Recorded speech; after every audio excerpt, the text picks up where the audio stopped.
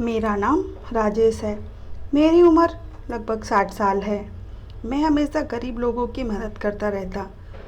जब से मेरी बीवी का स्वर्गवास हुआ है, मैंने बहुत लोगों की मदद की।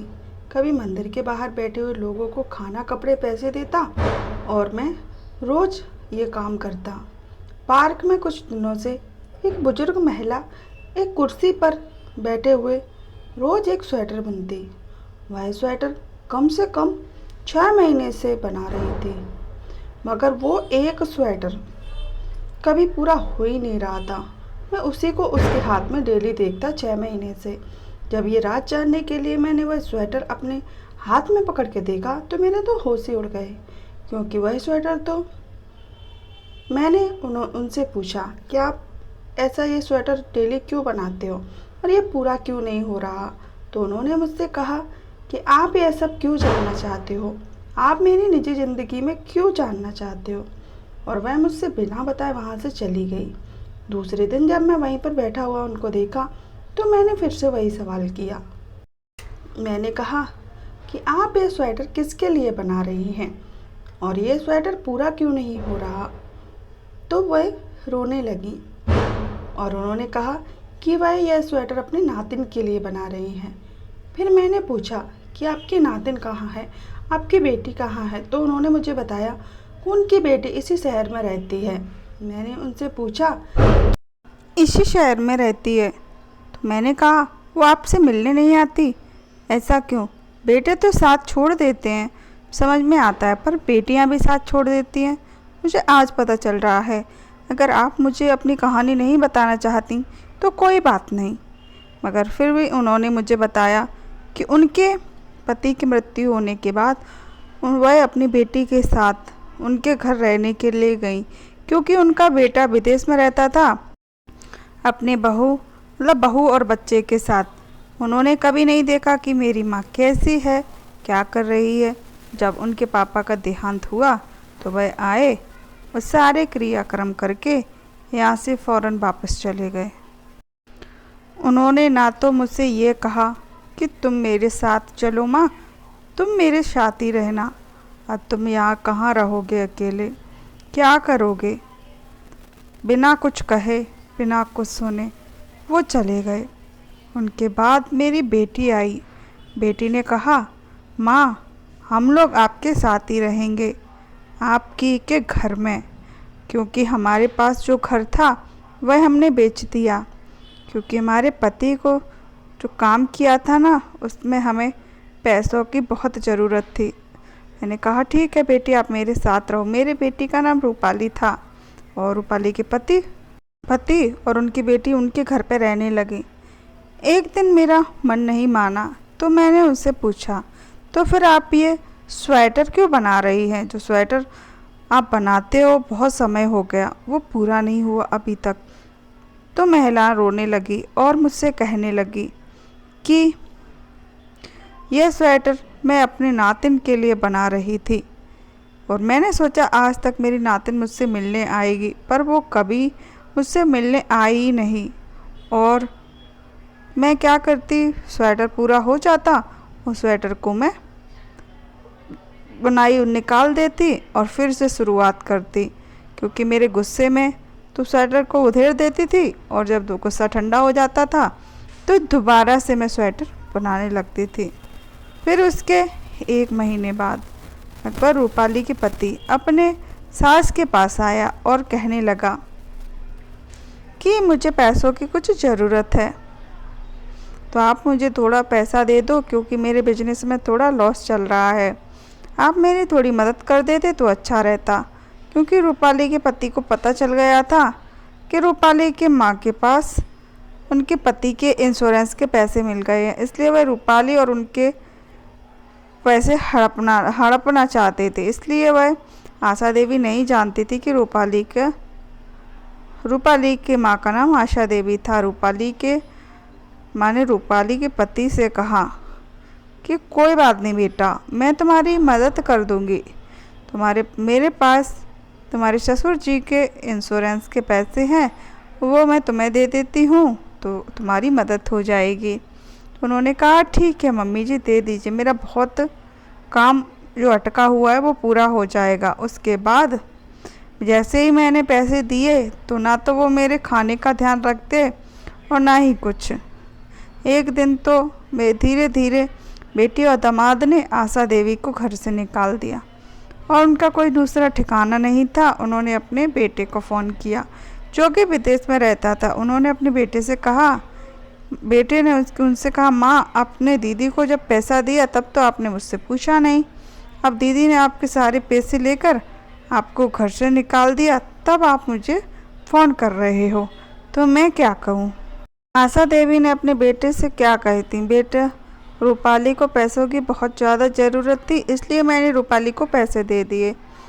वह मेरे सामने रो रही थी, इसलिए मुझे पैसे देने पड़े।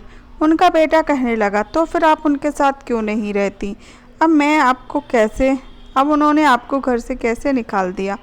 वह मेरे पास भी कोई जवाब नहीं था। मेरी बीवी भी काम पर जाती है, हम दोनों काम पर जाते हैं, तब मेरा खल चल पाता है। माँ, सॉरी, मैं आपको अपने साथ नहीं रख सकता, कहकर बेटे ने फ़ोन काट दिया। और जब दोबारा आशा देवी ने अपने बेटे को फ़ोन लगाया, पर बेटा कहाँ फ़ोन उठाने वाला था और उनके बेटे ने दोबारा फ़ोन उठाया ही नहीं।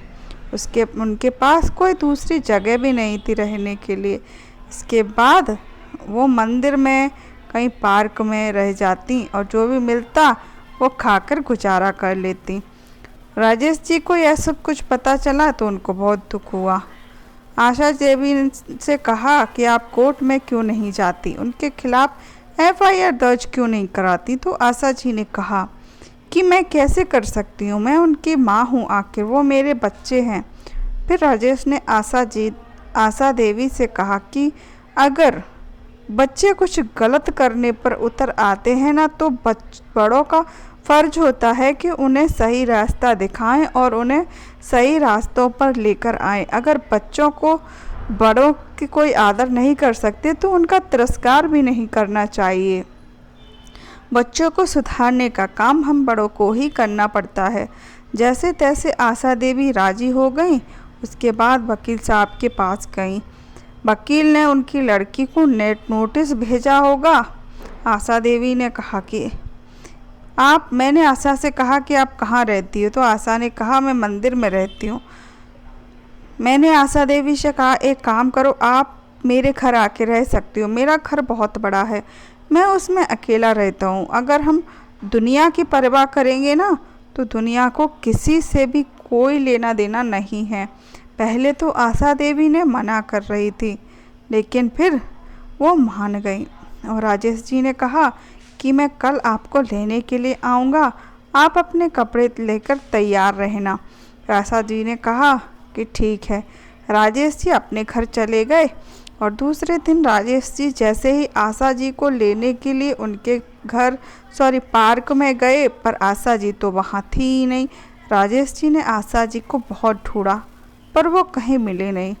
फिर उन्होंने पुलिस रिपोर्ट लिखवाई। पता चला कि वह एक आश्रम में पहुंच गई हैं। राजेश जी ने उस आश्रम में पहुंचकर आशा देवी से पूछा कि आपने ऐसा आखिर क्यों किया। तो आशा देवी ने कहा कि उनकी बेटी और उनका दामाद उनके पास आए थे, जो बहुत रो रहे थे और बहुत गिड़गिड़ा रहे थे और उनके सामने हाथ पैर जोड़ रहे थे और बोल रहे थे कि माँ, आप ऐसा कैसे कर सकती हो, हम तो वैसे ही परेशान चल रहे हैं, तो हम आपको एक वृद्धा आश्रम में भर्ती करवा देते हैं, आप कहीं पर मत रहना, आप यहीं रहना। तो मेरे बेटी और दामाद ने मुझे यहाँ पर लाया है और मेरा सारा खर्च वही देंगे, उन्होंने यह मुझसे वादा किया है। तो राजेश जी ने कहा कि ये बच्चों का सब नाटक होता है। आशा देवी ने कहा, नाटक कैसे हो सकता है, मेरे बच्चे। तो राजेश जी ने कहा, मेरे बच्चों ने भी मेरे साथ ऐसा ही किया था। फिर आशा देवी ने कहा, आपने मेरी तो सारी कहानी जान ली पर अपने बारे में कुछ भी नहीं बताया। तो फिर राजेश जी ने कहा कि मेरा एक बेटा है जो बाहर रहता था, अचानक वो मेरे पास रहने के लिए आया और बोला, पापा मेरे पास जो मकान था वो मैंने बेच दिया, अब हम आपके साथ रहेंगे।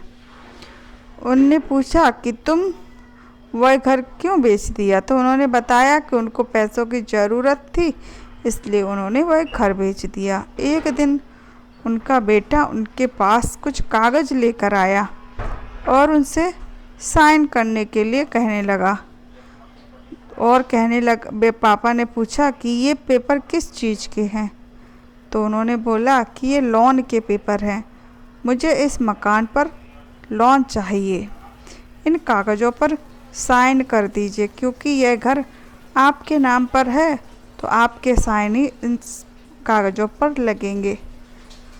जब मैंने साइन कर दिया तब इन लोगों ने असली रंग दिखाना शुरू किया। मेरे बेटा और बहू मुझे खाने के लिए अच्छा खाना नहीं देते थे। डॉक्टर ने मुझे ज़्यादा अच्छा खाना खाने, ऑयली खाना खाने के लिए मना किया था। मुझे शुगर लेवल कम हो जाता था, इसलिए मुझे मीठी चाय पीने के लिए बोला था, पर मेरे लिए फीकी चाय आती। मैंने मेरी बहू से बोला कि मेरी चाय मीठी क्यों नहीं बनाते हो? तो बहू बोलती है, पापा जी शक्कर ख़त्म हो गई है। और एक दिन तो हद ही हो गई, मेरा बेटा मुझसे अपने ही घर से निकालने लगा। तो मैंने उनसे कहा कि ये घर मेरा है, तुम दोनों निकलो यहाँ से, जो अपने दोनों का अपना और दोनों का इंतज़ाम कहीं और कर लो रहने का, मैं तो यहीं पर रहूँगा क्योंकि ये मैंने खुद के कमाई से ख़रीदा है। राजेश जी ने कहा, जब मेरे बच्चे इतने ज़्यादा होशियार थे, उन्होंने मुझसे लोन के पेपर पे साइन करवाया था। उस पेपरों में एक पेपर घर का भी था, जो उन्होंने मुझसे गलती से साइन करवा लिया था। मुझे पता ही नहीं चला कि मेरा घर कब उनके नाम हो गया। फिर उन्होंने मुझे धक्के मार के घर से निकाल दिया। फिर मैं वकील के पास गया, वकील ने मुझे वापस मेरा घर दिलवाया। मेरे बहू बेटे थे, इसलिए मैं आपसे कह रहा हूँ कि आपकी बेटी और दामाद पर मुकदमा कीजिए। तो फिर मेरी सारी कहानी सुनने के बाद आशा देवी राजी हो गई। उन्होंने फिर से मुकदमा किया और अपना घर और अपना पैसा सब कुछ वापस ले लिया। मैंने आशा देवी से शादी कर ली और हम लोग आराम से रहते हैं। तो मेरा बेटा पास ही रहता है। ना तो मैं अपने बेटे बहू से कोई रिश्ता रखती हूँ, ना ही आशा देवी अपनी बेटी और दामाद से। फिर भी हम लोग खुश हैं। बुढ़ापे में अक्सर बेटा बेटी साथ छोड़ देते हैं, हम इस तरह अकेले रह जाते हैं। समाज वाले क्या कहेंगे, क्या सोचेंगे, इस सोच के चक्कर में हम अपनी खुशी का छोड़ ही देते हैं, ध्यान ही नहीं देते हैं। तो चलिए, आज की कहानी कैसी लगी? अच्छी लगी हो तो चैनल को सब्सक्राइब कर लेना, वीडियो को लाइक शेयर सब्सक्राइब जरूर करना। मिलती